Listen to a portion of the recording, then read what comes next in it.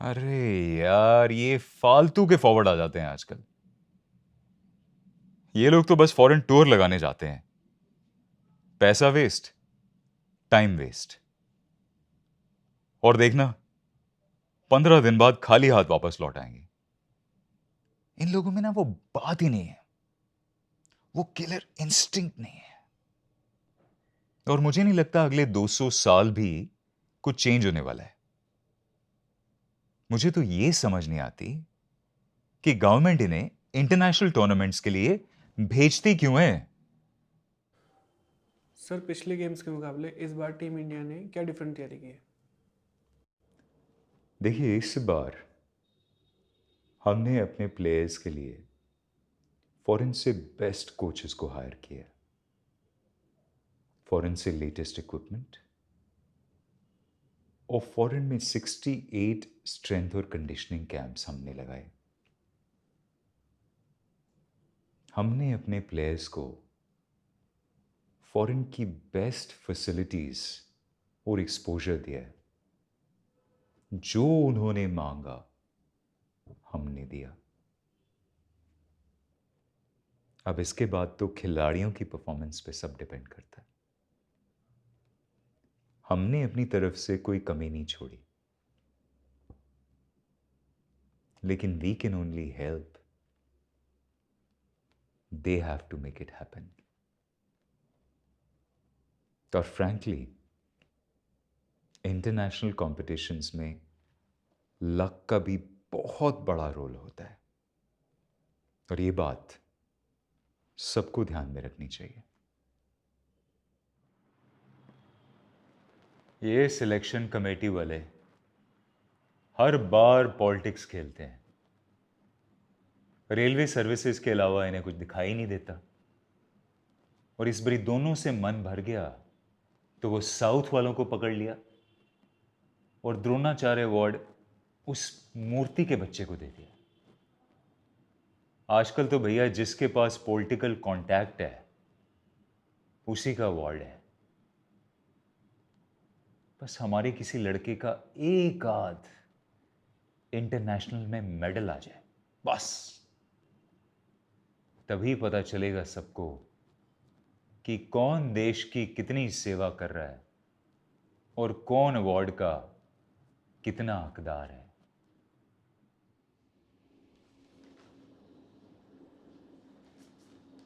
इस बार bronze medal जीतने वाले को राज्य सरकार 2 करोड़ रुपए देगी। ऊपर 3 कमरे बना लेंगे, और पंसारी अपनी दुकान बेच रहा है, वो भी ले लेंगे। कमरे किराए पर चढ़ा देंगे,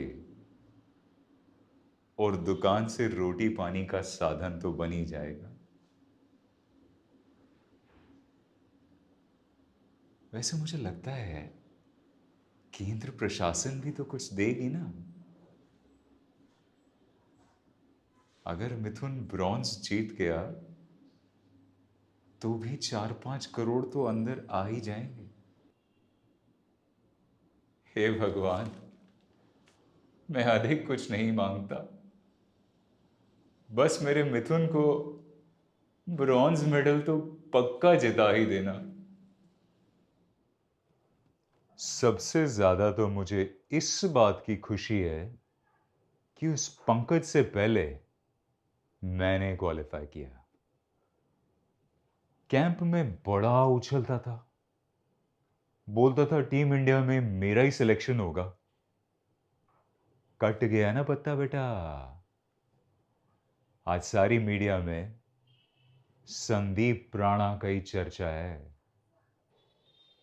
बेटा पंकज, देख लेना, डीएसपी भी तुझसे पहले मैं ही बनूंगा, और इस साल का अर्जुन अवार्ड भी मैं ही जीतूंगा। आज नाइजीरिया में ग्लोबल गेम्स समाप्त हुए। टीम इंडिया ने 2 ब्रॉन्ज मेडल जीते और 75वें स्थान पर रही।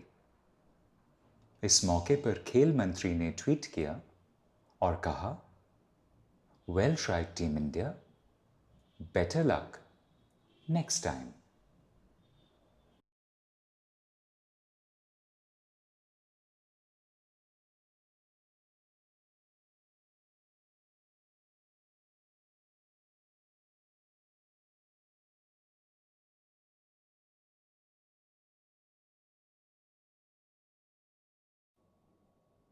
बीस बार देख चुका हूं, लेकिन हर बार देखता हूं, it gives me goose bumps.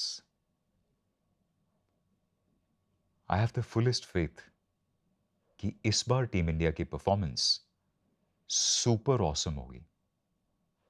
और नेचुरल सी बात है, फिर मेडल्स की लाइन तो अपने आप लग जाएगी. मैं आज से अपने सारे सोशल मीडिया अकाउंट्स पे हमारे एथलीट्स की इंस्पायरिंग स्टोरी शेयर करूंगा. उन्होंने कैसे अपने चैलेंजेस को ओवरकम किया है, इस बारे में अवेयरनेस क्रिएट करूंगा. और कैसे उनके एग्जाम्पल से सीख कर हम सब भी अपनी अपनी लाइफ में अपने चैलेंजेस को ओवरकम कर सकते हैं. वो लोग वहां खेल रहे हैं, हमारी कंट्री के लिए खेल रहे हैं. एटलीस्ट मैं उन्हें यहां से पॉजिटिव एनर्जी तो दे ही सकता हूं. लेट मी मेक माई कॉन्ट्रीब्यूशन, चाहे छोटा सा ही सही. सर पिछले गेम्स के मुकाबले इस बार टीम इंडिया ने क्या डिफरेंट तैयारी की है? इस बार सबसे इंपॉर्टेंटली हमने अपने ग्रास रूट्स को स्ट्रेंथन किया है. इंडियन कोचेस की लीडरशिप स्किल्स पे हमने ध्यान दिया है.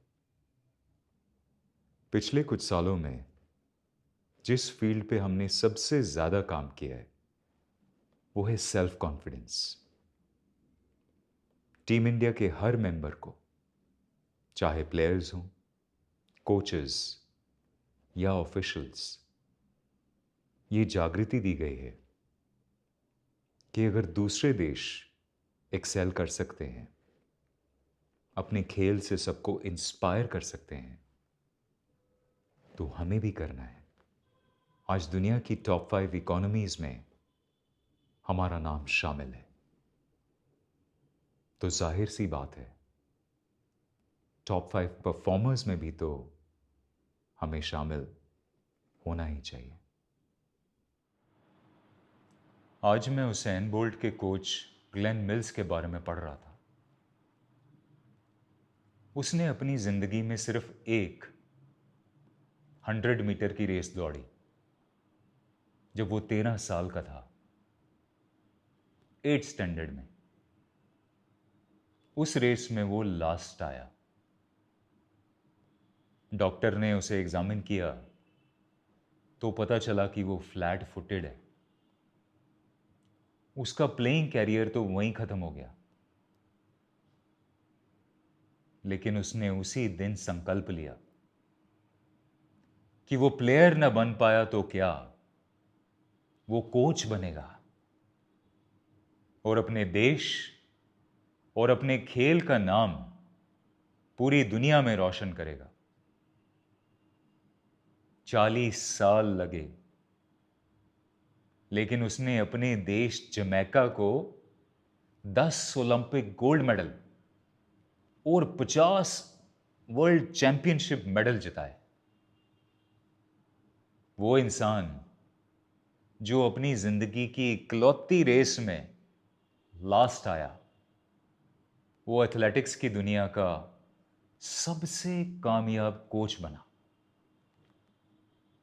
इसलिए ये जरूरी नहीं है कि एक वर्ल्ड चैंपियन प्लेयर ही वर्ल्ड चैंपियन कोच बन सकता है या अपने देश के लिए, दुनिया के लिए कुछ कर सकता है.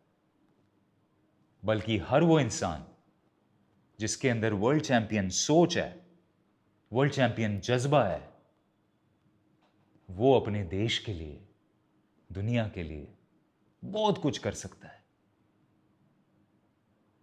बाकी अवार्ड्स का तो पता नहीं, लेकिन इस वर्ल्ड चैंपियन सोच का, इस वर्ल्ड चैंपियन जज्बे का अवार्ड तो मैं बार बार जीतूंगा.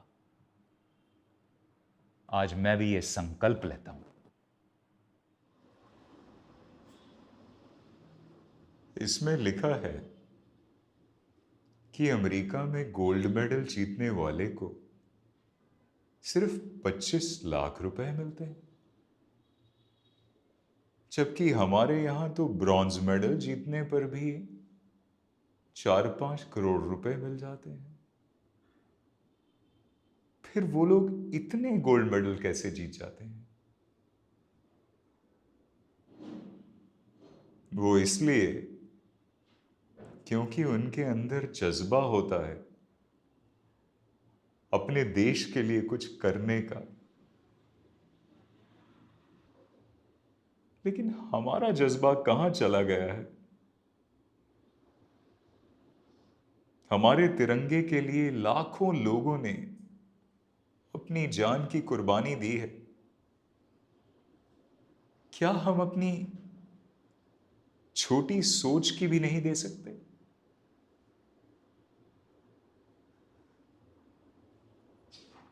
मैं अभी मिथुन को फोन करता हूं और उसे बोलता हूं कि मुझे गेम से एक पैसा भी नहीं चाहिए। मेरे लिए तो बस तू वो 6 ग्राम वाला सोने का मेडल ले आ, वो जो कभी पैसे से खरीदा नहीं जा सकता।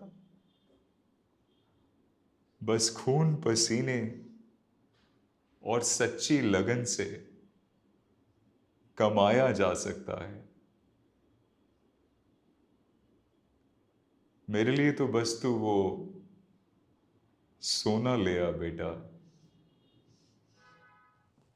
लोग बोलते हैं कि कुछ ही घंटों में ग्लोबल गेम्स में जाके मेरा सपना पूरा हो जाएगा।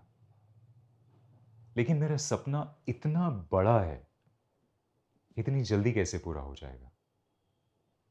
जैसा माइकल फेप्स ने स्विमिंग में किया था, वैसे ही मुझे अपने खेल को, इस दुनिया को, इंसानियत को, अपने देश को अपलिफ्ट करना है, इंस्पायर करना है। ये दिखाना है कि ह्यूमन पोटेंशियल असीमित है। क्वालिफाई करके तो मैंने बस पहली सीढ़ी पर कदम रखा है, अभी तो इन्फिनिटी तक जाना है। आज नाइजीरिया में ग्लोबल गेम्स समाप्त हुए। टीम इंडिया ने 16 गोल्ड मेडल, 11 सिल्वर मेडल और 8 ब्रॉन्ज मेडल जीते और टॉप 5 में पहली बार अपनी जगह बनाई। इस मौके पर खेल मंत्री ने ट्वीट किया और कहा, ये जीत 140 खिलाड़ियों की नहीं, बल्कि 140 करोड़ देशवासियों की और उनकी सोच की है।